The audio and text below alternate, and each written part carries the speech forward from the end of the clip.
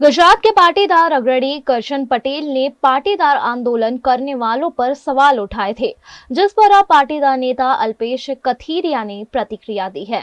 छत्तीसगढ़ में सेना के जवानों को ब्लास्टर से उड़ा देने की घटना सामने आई है, जिसमें कई जवान मारे भी गए। કરશનભાઈ પટેલ સમાજના અગ્રગણ્ય અને સન્માનીય વ્યક્તિ છે, વડીલ છે અને ખૂબ મોટા સખાવતી દાન કરતા એક વડીલ છે.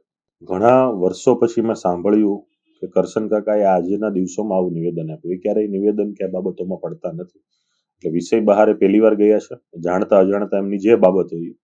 પણ પાટીદાર અનામત આંદોલનના કારણે સમાજે એટલું બધું મળ્યું છે. માત્ર પાટીદાર સમાજની ગુજરાતના 150 થી પણ વધારે સમાજ એનો લાભ રહ્યા છે.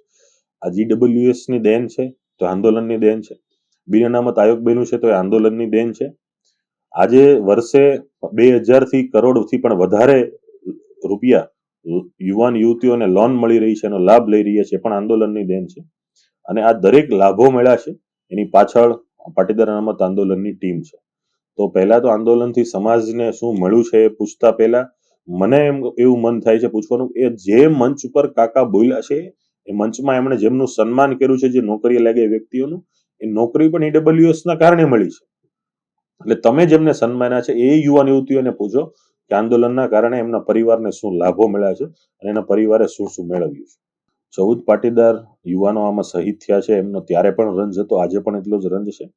અને એ પરિવારના માટે અમે શું કર્યું છે કહેવાની જરૂર મીડિયામાં એટલા માટે નથી કે ઘણી વસ્તુઓ બંધ બારણે થતી હોય છે. 14 પાટીદાર યુવાનોના પરિવાર માટે આજે પણ એટલું સન્માન છે અને પછી પણ એટલું જ સન્માન રહેશે. વાત છે આનંદીબેનની કે પાટીદારની દીકરીને ગાદીએથી દૂર કરી, તો એ જે ગાદીએથી દૂર કરવાની બાબત છે પાર્ટીનો નિર્ણય છે, તમારે પાર્ટીને પૂછવું જોઈએ. અને જે દીકરીની વાત કરી રહ્યા છે, તો આજે અમરેલીમાં જે દીકરી છે આપણા જ સમાજની છે, ગુજરાતની દીકરી છે, આપણી બેન છે, તો એના માટે કેમ કોઈ મુદ્દો નથી ઉઠાવતા? એના માટે તમે શું સહાય કરી? એમના માટે સરકારમાં શું રજૂઆતો થઈ છે?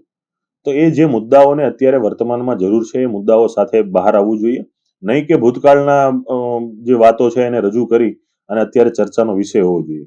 અને મારી પણ એમને વિનંતી છે કે આ મુદ્દાને અહીંના જ શાંત કરી અને જે પણ વાત હોય એ ભલે રહી, પણ હવે પછી સમાજના મંચ ઉપર જ્યાં EWS ની વ્યક્તિઓની સરકારી નોકરીના સન્માન તમે કરી રહ્યા છો ત્યાં જ પાછું વાત કરો છો કે અનામત આંદોલન શું છે.